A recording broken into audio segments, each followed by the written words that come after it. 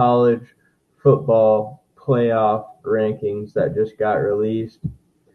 It was a massive deal that Florida State. So first off, the rankings start with Michigan is number 1, Washington Huskies are number 2, Texas is number 3, and Alabama is coming in at number 4.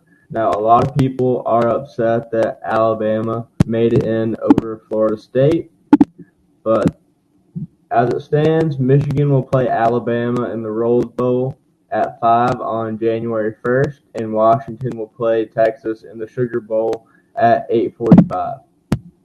So, the debate over Florida State and Alabama. Florida State, they were 13-0, and they were the ACC champs. Now, all of the 4 teams that did make the playoffs, they all won the championships of their division. Michigan was 13-0, the Big Ten champs. Washington 13-0, Pac-12 champs. Texas was 12-1, and they were the Big 12 champs. And Alabama was 12-1 as SEC champions. Now, FSU not making it makes them the first time that an undefeated champion of a Power 5 conference has not made the college football playoffs since they've been doing the playoff format they have for about 10 years now. So the main reason Florida State did not make it into the playoffs is because their starting quarterback, Jordan Davis, got a non-disclosed injury after getting tackled in the game against North Alabama on November 18th, and he's out for at least 3 to 4 months. And that is crucial when it comes to what the College Football Playoff Committee looks at when they do make that decision. They look at conference championships, strength of schedule, head-to-head results against common opponents, head-to-head matchups if they happen. They look at the current injury statuses of current players, all based on who the best 4 teams are in college football. Now, the reason I think that this is so controversial is because a lot of times the committee is very indecisive on if they're looking for who the best 4 teams are or who has the best 4 resumes, because those are not always the same. Last year, it was a big black mark on the College Football Selection Committee that TCU made it into the playoffs and got absolutely trounced by Georgia in the national championship. So for them to double down on that, at the end of the day, it's a business. They are in the business of what games will be the most exciting, get people talking the most, and get them the most revenue, get the most eyes on the game, all that stuff. And as deserving, I feel awful for Florida State. They had a great season, undefeated, won their division. They did all you can ask them to do. And they can't help that their quarterback got injured. That's just unfortunate, and that's the way it goes sometimes. But that's just life, and I think the committee made the right call. The SEC is the strongest, in my opinion. Or if you think the Big Ten's better, at the very least, the second strongest conference in college football. Therefore, in my view, the SEC champion should be in the playoffs. Full stop. Now, if Florida State still had their starting quarterback, I think there's a much more compelling argument they make it in. And I think they probably do make it in over Alabama if Jordan Davis was still on the team. But he's not, and that the Florida State team that the College Football Playoff Committee had to look at if they should be considered a top 4 team is the Florida State team that barely beat Louisville yesterday in the ACC championship game, and the Florida State team that barely made it past a horrible Florida team last week. That's not the same Florida State team that went 11-0 before Jordan Davis got hurt. And it is to their credit to show how good of a team they are that they were able to get by and win those last 2 games without their starting quarterback. But just because you can admire their grit, does not mean that you should waste a playoff spot on a team that's clearly not going to win. And it's just the inconsistency of the committee that makes it such a hard thing for a lot of fans to swallow, because clearly last year, when it came down to TCU, they were valuing TCU's resume over whether or not they were a better team than Alabama. Because clearly, if Alabama played TCU last year, TCU would get crushed, just like they got crushed by Georgia in the national championship. Now, I don't think the Alabama team was as good as Georgia or would have crushed TCU like Georgia did, but Bama was clearly a better team if they would have played head-to-head than TCU. So I don't think the committee wanted to have a situation like that unfold again, and unfortunately Florida State ended up getting the shaft because of it. Now, nobody's talking about this, but honestly, if we're just picking the best four teams, I don't think Washington should have made it. In my opinion, the best four teams in college football right now are Michigan, Texas, Bama, and Georgia. And that would have made for an incredible playoff. But people are putting the committee over the coals right now for leaving out Florida State. There's no way they could have left out Florida State and Washington without people going absolutely ballistic. And luckily, this is the last year we have to deal with this nonsense about selection committees and having some formula that nobody else knows about to determine who makes the playoffs, because next year the college football playoffs are expanding to 12 teams instead of 4. And honestly, I'm not a big fan of that either. I think it should have expanded to 8 teams, because the longer the playoffs go on, the greater the risk of injury is, and you would just hate to see somebody on a first or second seeded team get put out playing against a team that clearly has no shot of actually winning the national championship. But I would much rather prefer a 12-team playoff than a 14 playoff, because I think it's a lot better that a lot of undeserving teams make the playoffs than the deserving teams not making the playoffs. It's sort of like how in the law, a lot of people have the philosophy that it's better to let 10 guilty persons go free than to punish one innocent person. Now, whether you agree with that or not is beside the point. I think that philosophy also can be extended to college football, for what that's worth. Now, a lot of people that are arguing that Bama shouldn't have made playoffs over Florida State are talking about how in 2014, Ohio State made the playoffs without their starting quarterback in the lineup. And because that happened in 2017, Bama, there have been a couple of teams that made playoffs without their starting quarterback. And I don't think it's necessarily the fact that their quarterback was out. It's how they played without their quarterback. Because that Florida State team did not look like a top 4 team in the country these last 2 weeks. And they had a struggle win against Louisville last night. It was ugly. The final score does not reflect how close the game actually was. And I think that win psyched out the committee. If Florida State would have been dominant yesterday, I think they're in the playoffs today. But they weren't, and they're not, plain and simple. And to everybody who's really upset about the Florida State snub right now, you got to ask yourself this. Do you think they're going to beat Georgia in the Orange Bowl? Because if you don't think they're going to beat Georgia in the Orange Bowl, then why should they be in the college football playoffs? Because personally, I would much rather watch them get ran through by a 6 seed in the Orange Bowl than waste a spot in the playoffs and prevent us from getting some good, exciting, gritty football. It sucks for the players, and it sucks for the staff, but to me, it's the right call, because I think it should be about who are the 4 best teams and not what are the 4 best resumes. Now, as for how Alabama got to this point, let's talk about the SEC championship from yesterday. Alabama beat Georgia 27-24 in what was an absolute nail-biter of a game. Now, before the game, I posted on social media what I thought the keys to victory were for both teams.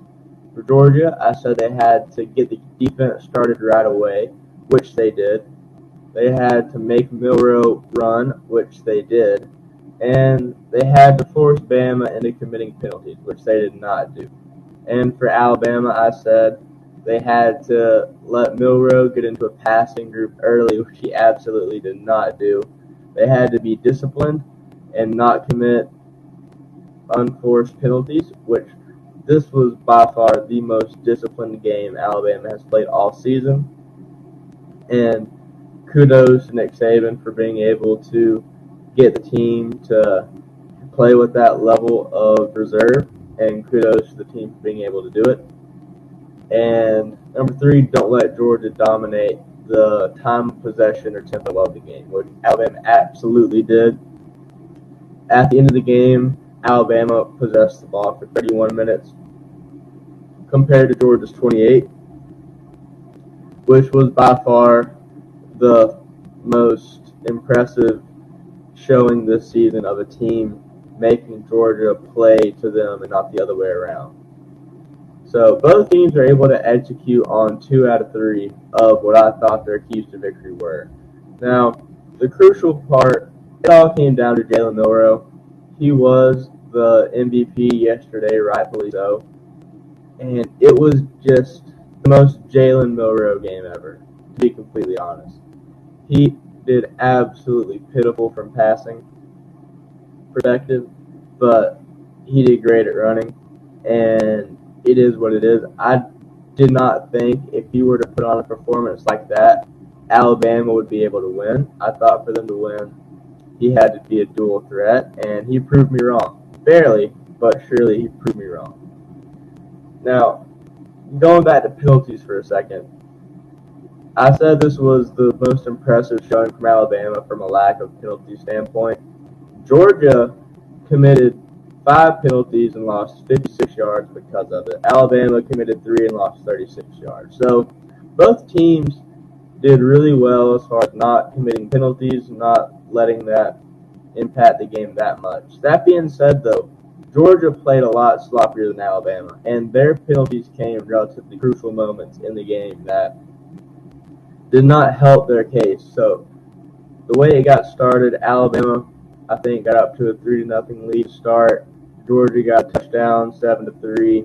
Alabama got another touchdown, 10-7 or 10-3, 10-7. And then the second half was kind of slower, picked up in the fourth quarter. For the most part, it was a very gritty, grind-out type of game, and it just came down to a lot of minor, nitpicky things that made the difference. Because honestly, both teams didn't really play that great. Alabama's throwing game was absolutely atrocious. Jalen Milroe almost threw a pick the first play of the game. And there were so many points throughout the game where he was either throwing horrible passes to clearly wide open receivers, or he was actually hitting the receiver and they were just dropping it for no real reason. And if it wasn't for that, I think Alabama should have won that game by a lot more than 3 points. Because so many of those opportunities where there were critical drops or bad passes were plays that really could have made a difference as far as getting Alabama down the field. And he threw 13 of 23 as far as his completion rate, and he only threw for 192 yards compared to Carson Beck, who only missed 6 passes and threw for 230-something or maybe even 60-something yards. Carson Beck had a really good performance yesterday. It just didn't amount to anything. And it wasn't just the Alabama receivers that couldn't catch, though. There were at least 4 opportunities that I saw where Alabama could have gotten a critical interception that would have just once again made it not even a close game, but they just couldn't bring the ball down. And you hate to see it. I would have loved if we could have converted on all the opportunities we messed up on, but we converted on the ones that counted, and Georgia didn't convert when it counted, and we got the win. But the biggest controversy coming out of the game is a catch from Isaiah Bond at the end of the second quarter. So Jalen Milroe threw a 22-yard pass to Isaiah Bond, and Bond got a hold of it, and Alabama ended up getting a touchdown on the drive. So the controversy here is that when Milroe threw the pass, Bond caught it, and he's in the air. He clearly has possession of the ball. Then he hits the ground, and he sort of hits it on his side. And when he hits, there's a quick moment where it looks like the ball pops out for a second. And that one little still shot where it looks like the ball has popped out has been going viral on social media. Everybody's talking about it, Twitter, Facebook. Like, that's the play that Georgia fans are upset about. And they're upset for two reasons.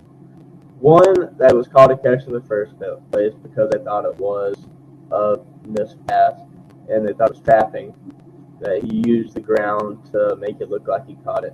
And two, that there was no replay. So the way replay works in college football is if there's a controversial play, they have to be really quick to throw down a challenge or to either an opposing coach who doesn't like the play can call for a challenge, or the review committee can tell the referees they need a challenge. And Alabama clearly thought that there was a dispute on the play because they snapped the ball very quickly afterwards to kill any chance that a challenge could come. So any chance you have to challenge a play goes away the second the next snap commits. And so Alabama, knowing that, was very quick once the play got called in their favor to get the next play going before people had a chance to think about what just happened. Because when they first showed the replay, like when it happened in real time, I didn't see how there was any dispute. And people asked Kirby Smart after the game why he didn't challenge the play. And he said that sort of along the same lines, when he first saw it happen, he didn't realize what people saw when we saw the replay later, that quick moment where maybe the ball popped out. And he said he didn't want to waste a timeout and a challenge on a play that he very well thought could still come out against him even if there was a replay. And he was of the mindset that it's a championship game. It's a long game. That play happened in the first half, that he was going to sit on a timeout and a challenge because he might need it later, and he didn't want to waste it so early. And I don't blame him for that. Honestly, I think it was a catch. I think even the still shot where it looks like the ball popped out, Isaiah Bond clearly still has his bottom hand wrapped around the football. And at no point does it ever, at least to me, look like he just lost control of the ball. Now, I do think that the officials should have reviewed the play. I don't think Kirby should have had to been the one to issue the challenge. I think it was close enough where they should have challenged it. But I also respect Bama's hustle for realizing that and being quick to get that snap off before the officials could realize what they just let happen. So I don't think the play should be as controversial as people are making it out to be, because one, I do think it was a catch, but two, even if it wasn't, that play happened in the second quarter. There were still a whole half left of football to be played. Now, the play being called a pass, Alabama did get a touchdown on that drive, so people were upset saying if they would have not called that pass, Bama wouldn't have got the touchdown. Maybe so. But Georgia had plenty of time to correct that mistake, and also had plenty of calls go their way as well. So at the end of the day, you can't blame the game on a play that happened in the second quarter when you had plenty of time to make up for that error. Now, when I talk about plays that went against Alabama and in Georgia's favor that were wrongly decided, I'm mainly talking about one play, and I believe the third quarter, where Jalen Milroe got tackled, but except his knee didn't hit the ground, and I don't think he got tackled. So they tried to sack Milroe, and they hit him so hard that the defensive back that tackled him ended up twisting in air, and his back hit the ground, and Milroe was on top of him, and Milroe flipped over him without his knees ever hitting the ground, and he realized what had happened. He kept running, and he broke off down the field, and he got what would have been a first down, and potentially would have continued to run to get a touchdown until they called the play dead. And they ruled him down, and I don't think he was, but either way, that was a very big play that if he would have been able to rush down the field and get a touchdown, if they would have ruled him not down, then that would have been a game changer too for Alabama's favor. That just didn't go their way. So I think, in my view, those two plays cancel each other out. And also, Georgia, as much as Alabama could have beaten Georgia by a lot more if they would have been playing as efficient as they could have, and as much as they did play a really good game as far as controlling the ball, defense did good, Georgia had a lot of the blame for that loss as well. There were two big moments that if Georgia had just managed to convert, then they would be the SEC champions right now and likely the number one seed in the playoffs. And that is a missed field goal in the first quarter and a careless fumble at the 10-yard line that Alabama was able to recover and get a field goal out of that recovery. Now, going back to Alabama not taking advantage of some opportunities, they should have got a touchdown out of that. The fact that they got the ball at the 10-yard line and weren't able to get a touchdown out of it shows, one, how good Georgia's defense is, and two, how bad Alabama's receiving corps can be sometimes, or Jalen Milroe's passing, whatever you want to blame it on. But they ended up settling for a field goal and it converted. So if Georgia hits their field goal and doesn't give Alabama an easy field goal opportunity like that, it's a completely different ball game, regardless of if Isaiah Bond's catch goes through or not. And that fumble was just so silly. I mean, it was just a matter of a handoff, somebody not being ready for it, and they just dropped it. And Alabama was able to get a hold of it. So, Georgia has had a great run these last two seasons. I mean, a 29-game win streak, 2 national championships. It's up there as one of the greatest runs in college football history. But this season, they did not have the air of a national championship team. Now, I'm not going to pretend like I thought they were going to lose yesterday. I have too many on-the-record predictions to pretend like anything else happened. But I have also gone on the record this season and said that they felt vulnerable this season. They had a lot of close games against opponents like Auburn and USC that shouldn't have been close games. And they just did not feel as dominant when you watch them play as their record suggested they were. Now, hopefully, if you're a Georgia fan, this loss to Alabama will light a fire underneath them and they'll come out with renewed vigor. But until then, it appears that UGA has not quite exorcised the demon of Nick Saban. Now, on the note of Nick Saban, there are two people in particular that have been going viral on Twitter because of their takes. One is last year, I believe his name is David Polak, said something to Nick Saban's face about Kirby Smart and Georgia being the future of college football. And that clip has resurfaced and gone viral as sort of like in the vein of After the Last Dance, all those Michael Jordan and I took that personally memes of people just rubbing it in David Polak's face. He's gone on Twitter since the game ended last night, and he said that Alabama didn't beat Georgia, Georgia beat Georgia, and all sorts of things like that. But I think it just shows that Nick Saban, a lot of people this season, especially after the loss to Texas, were talking about how the dynasty's over and Saban's era is gone, the Kirby Smart era has begun. And Saban and Alabama proved yesterday that their sun has not set on the dynasty just yet. There's still hope for a national championship, and that even after 2 national championships and a 29-game win streak, Saban can still pull one over on old Kirby. And for what it's worth, who was the last team to beat Georgia before yesterday? Alabama. I didn't look it up before starting the podcast, but I would love to know, not counting Alabama, what Georgia's win streak was, because that first national championship season, the loss to Alabama was the only loss that Georgia had that season. So without Alabama, they've been undefeated for 3 years.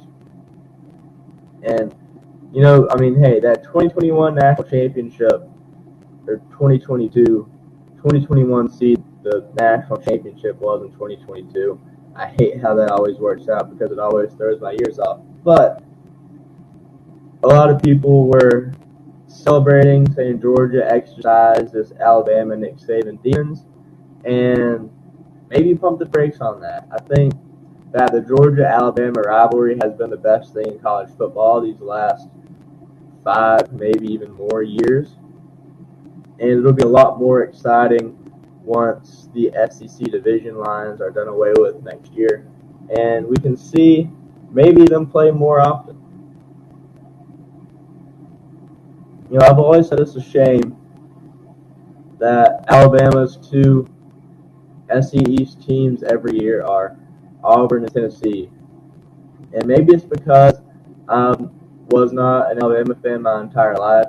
Just once I started going to school there, I don't have the ingrained Tennessee hatred a lot of Alabama fans do. But I would much rather watch Tennessee play somebody else and Georgia and Alabama play every year.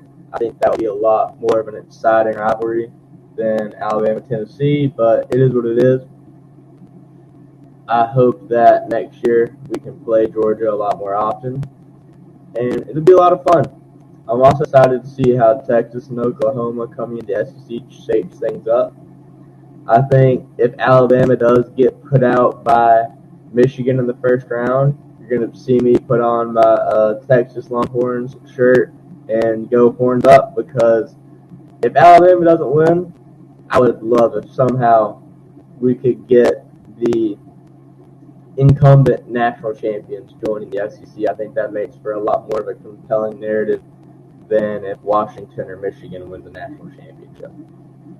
But that being said, it's going to be an exciting playoff. And the other analyst, aside from Dave Polak, who was going in on Nick Saban in Alabama, was Booger McFarland. He was a part of the ESPN show announcing who the national championship competitors would be.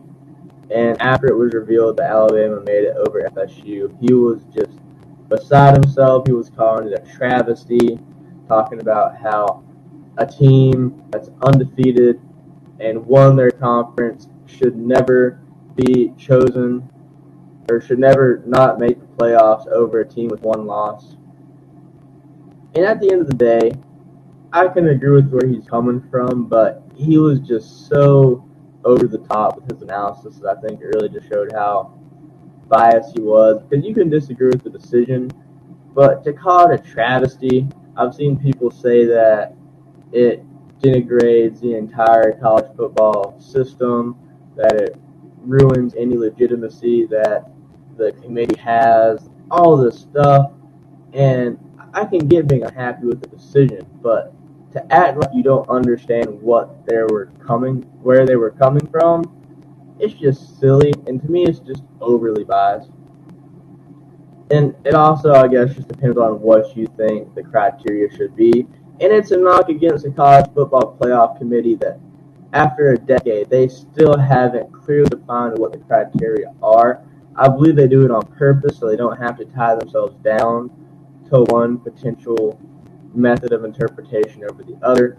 It always comes down to the resume. Is it the best teams? Honestly, I think, and I've said this before on the podcast, this is my last time saying it. I hope I could get incited again to make this point. But at the end of the day, forget the crappy games against the Middle Tennessees and like people like that, the Austin Peays of the world. each conference the season should be you play every other team in your conference, and whoever the top two teams are play in the conference championship, and the winners of every conference championship go play in the playoffs. End of story. That's clear cut. Everybody knows what the rules are. There's no room for, well, somebody had a better record, but this and that. If injuries happen, so be it. Like, it's just so much easier and so much less hand-wringing and unclear criteria, things like that. And it makes all the conferences mean more. Because at the end of the day, if you're not a Power 5 team, what do you play for? You're playing for your conference championship, and that's it. Now, I know a lot of the reason they do those crappy games like Alabama versus Middle Tennessee or FSU versus Northern Alabama is because it gets a lot of money to those smaller schools, and it helps them get attention and things like that. I think that there are other ways that could be done, maybe scrimmages, things like that. But as far as just a competitive college football landscape, I would love it if Alabama or Georgia or whoever had to play every team in the SEC to make the playoff. Like, that just makes sense. It makes the conferences mean more. What's the point of the SEC if you only play half of the conference? I mean, it's just silly.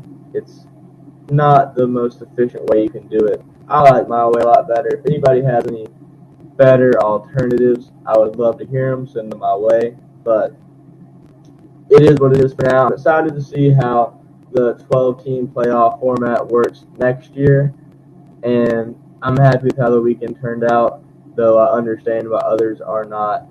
Now, with that being said, we've got to change the subject to the Redneck Brawl 4, which is happening this weekend.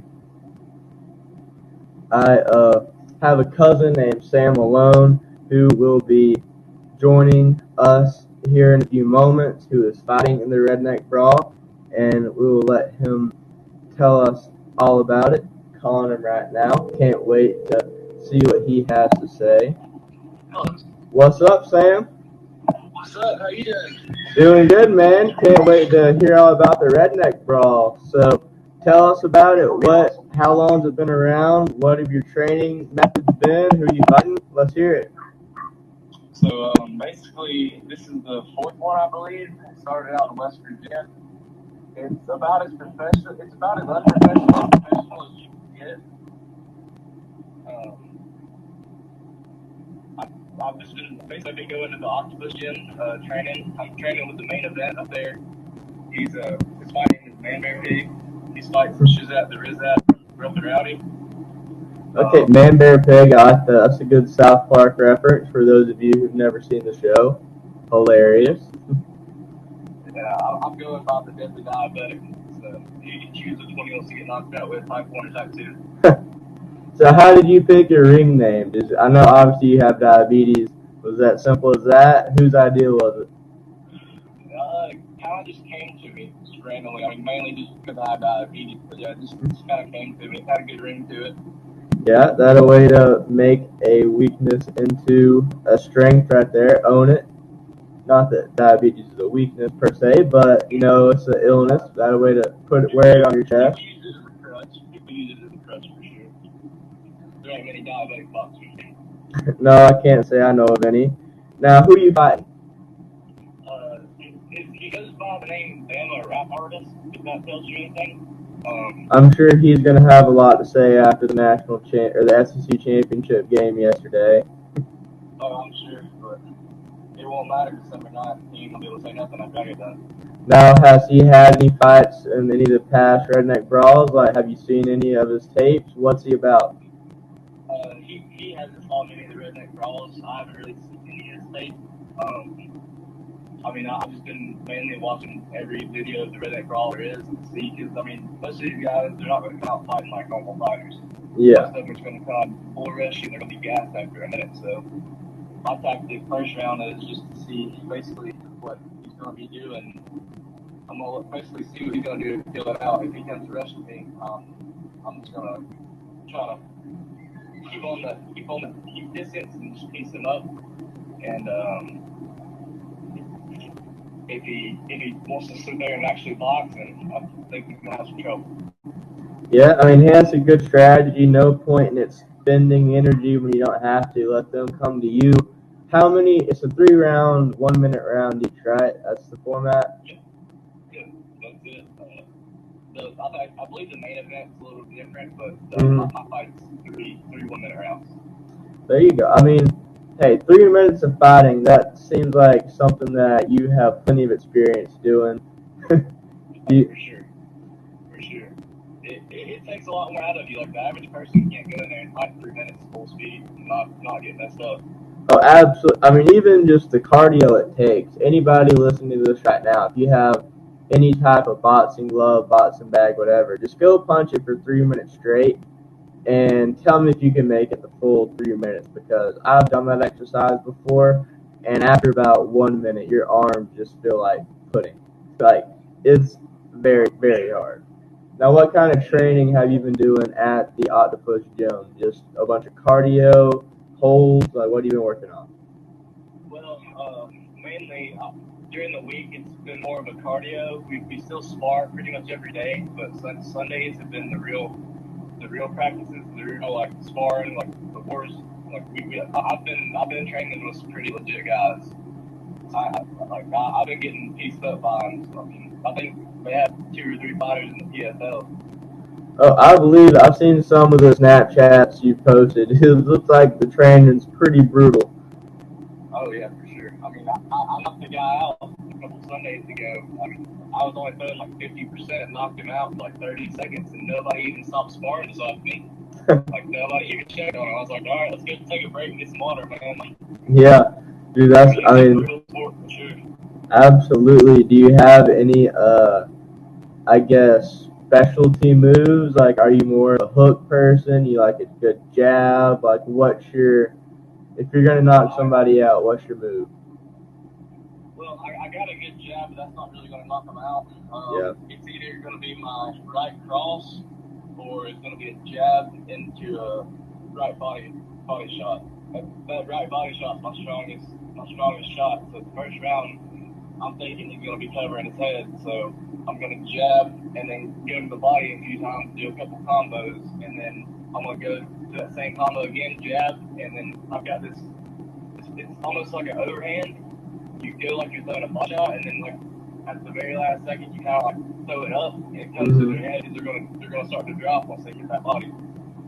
Oh, absolutely. I mean, hey, plus two, if you target the body, obviously it's only a 3-minute fight, but if you can land some good body blows, it makes it harder to get the hands up to protect the face, and you can just have a field day. Exactly. So it's a chess game. I mean, a lot of those guys are gonna go in there trying to get mad, which I'm sure I'll have a little bit of anger with me, but you gotta learn to control it. You can't just, I see red. Like, you can't see red. Like, that's when you get knocked down. Emotion never tends to bode well in a fight. You got to be able to be calm, collected, adjust in the moment. All sorts of different stuff. Like you said, it's a chess game, and I'm excited to see it. You have a corner, right? Like, I know Hunter, one of our good buddies. Is he still in the corner? Who all is going to be helping you? Well, it's mainly going to be Hunter. They provide like a corner doctor, like cut man, to make sure, like, I guess it's legit and licensed and whatnot. But I'm going to be listening to Hunter. I mean, I've known him for a good while, and he ain't no sloppy boxing. Oh, absolutely not. I mean, heck, if he hadn't messed up his arm, I have a good feeling he'd probably be right there in the redneck brawl too. And if he wouldn't, he should be. Now, the forum that they're doing the fight in, it's a pretty big arena, right? Yes, I believe it holds between, for football games, I think it's at 2,500, but I think for like concerts and stuff like the boxing event, I believe it's around 3,500 people, which, I mean, that's a pretty big amount of people to be fighting for your first actual box match. Absolutely. Are you worried about getting the jitters at all, or is it just another day at the office? Well, I mean, obviously everybody's gonna be a little bit nervous before they go in. But I mean, I pole vaulted at a very high level back in high school, so I mean, it's not like I'm afraid of performing in front of people, but I feel like 3,000. I feel like 3,000 is gonna be a little bit different. I feel like that. I feel like it's gonna be energetic. I don't feel like it's gonna make me nervous, but I think it's gonna bring my energy up. That's a good mindset to have. I'm excited to see the fight. You got any last words you want to make known before we end it up? Not that I can think of. Just tune in December 9th for a knockout. All right, man. We're going to try to do a post-fight interview with Sam, see how it goes. But everybody check out the Redneck Brawl this weekend, and we wish you nothing but the best. Appreciate it, man. All right, we'll catch you. So, the Redneck Brawl, go check it out on Instagram. I believe they have a Twitter as well. They've got some hilarious videos, a lot of trash talk, very not safe for work, but entertaining at the same time. So if you got some free time on your hand, check it out. Now, going from boxing to redneck boxing to pro wrestling, CM Punk made his big return to Monday Night Raw this week, and he really said a whole lot of nothing. Anybody who was hoping to tune in to see what's he here for, who's his first program going to be with, all of this, questions that were circulating after he made his big return to Survivor Series on Saturday, weren't really given much to go off of. Seth Rollins, it appears, is going to be who CM Punk's first rivalry is with, just based on his reaction on Monday. He got a lot of CM Punk chants when he came out. He called CM Punk a hypocrite. Didn't say why, but for people like us who follow very closely, most likely what he was referring to is all of the trash talk CM Punk has sent WWE's way over the last 10 years since he walked out about how horrible the company is, how he disagrees with their creative process, what have you. For him to now come back and be a part of it is hypocritical in the eyes of Seth Rollins and many people on social media. So Seth Rollins was going at CM Punk on Monday, but CM Punk didn't really have a whole lot to say. He referenced his famous pipe bomb promo from 2011, and the Nashville crowd honestly wasn't as excited to see CM Punk thought they would be.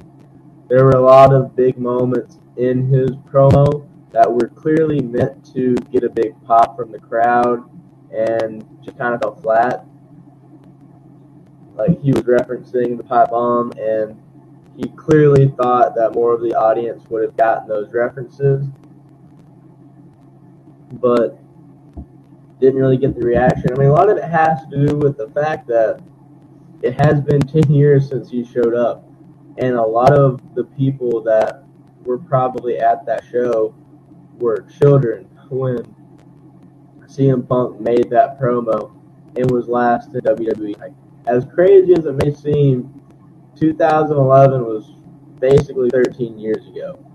So if you're an 18-year-old now, you were 5 years old when CM Punk made that promo. Like, it's wild that time flies that quickly, but a lot of the WWE's audience over the last 15 years, especially ever since they switched to being TV PG, are children. They're younger people. It's not like it used to be back in the 90s or even the early 2000s where there was a lot of cussing and bleeding and hardcore matches. Like, they've toned down a lot of the violence, a lot of the edginess to target a more family-friendly demographic. And one of the side effects of that is a lot of people aren't really going to be invested in the long-term stories that you would like as much as you would like them to be. So because of that, the promo didn't really hit as much as I would have liked for it to, as I'm sure CM Punk expected it to. But it'll be more interesting to see what they do in the weeks to come. I mean, this week, the story was going to be about CM Punk just being there in the first place. So now that they've got his first time back in a ring out of the way, it's where do we go from here? And I'm expecting next week to start to build up to who he's going to be fighting, all that kind of stuff. Now, the big money line from his promo that occurred right as the show was going off the air, CM Punk said, "I'm not here to make money, or I'm here to make money, not make friends." And that was clearly a reference to all the backstage drama he had about himself in AEW, his feuds with the executive vice presidents, the Young Bucks, Kenny Omega, people like that. And they were kind of, calling back to that by talking about how, look, I was all about the money in AEW. I didn't care about making friends with people in the locker room, and I'm going to keep that same energy here in WWE. Now, it has been said, and it has yet to be confirmed, but the speculation is that CM Punk has a behavioral clause in his contract, so if the backstage issues that he had in AEW continue to surround him in his new WWE environment, they can very quickly pull the plug and cancel his contract, I believe, or at the very least, give him some heavy, heavy fines. So don't expect to see a lot of the backstage drama surround CM Punk now that he has that clause in his contract like it was back in AEW. Now, that being said, I think that's a wrap for this week's episode. The college football playoffs have been finalized, and I will wait till closer to time to give those official predictions. But until then, if you're upset about how the playoff rankings turned out, deep breaths. It's all okay. Unless you're a Florida State fan, then even if you're a Florida State fan, I think that it's much better to be able to be the martyr, wear the victim hat, and complain about, it sucks, like everybody sympathizes with you. If they would have let us in the playoffs, like we deserved it, than to have made the playoffs and got completely demolished. And then people look at you like you're TCU from last year and ask, why did we waste a spot on these people? So now they don't have to go through that embarrassment. They can be the sympathetic team that they are. And we'll see how they do against Georgia. I don't expect that game to go well for them. Like I said, I would much rather see them get beat by Georgia in a basically meaningless game than waste a spot in the playoffs. But we'll see how it turns out for them. I'm excited for what Alabama showed this weekend. I hope they can work on their receiving core and, maybe be a lot better against Michigan than they were against Georgia. But that SEC championship game was great. That Michigan win was great. Didn't talk about it a lot, but they just completely stomped Iowa. And I'm excited to see what the next couple of weeks hold for college football. And I will see y'all next time.